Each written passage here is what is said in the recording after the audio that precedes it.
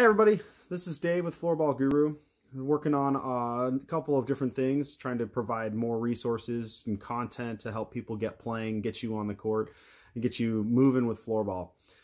So what I'm looking at right now is working to continue to develop and grow the sport of floorball across the world, but specifically in North America, and then also specifically throughout Washington State, because that's where I live, in Lacey, Washington. And it's about 45 minutes south of Seattle, Washington, but I've worked with groups around the country and around North America to help grow and educate and build the sport and kind of get people off the ground. Right now, when we look at the sports world, floorball is very much a grassroots movement.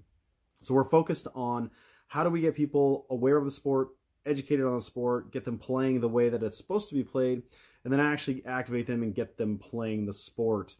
Because it's a lot of fun. And one of the things that I really love about it, and I've played every sport under the sun, try to be as active as I can, but what I really love about floorball is it's constant movement, low contact, and really depending on where you're at, it's, you know, like in Washington in particular, we don't have a lot of hockey type sports. So a lot of people are on a similar playing level, which can make it really interactive and fun for folks that are learning the game and just trying to get in.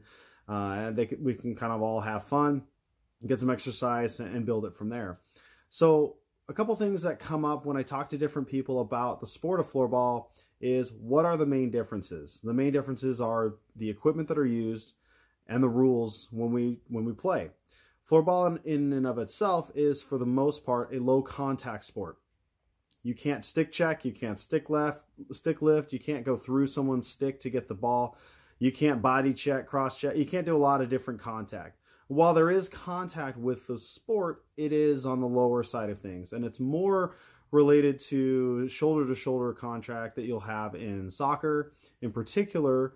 But you can't clear out space or knock somebody, force over, come from behind.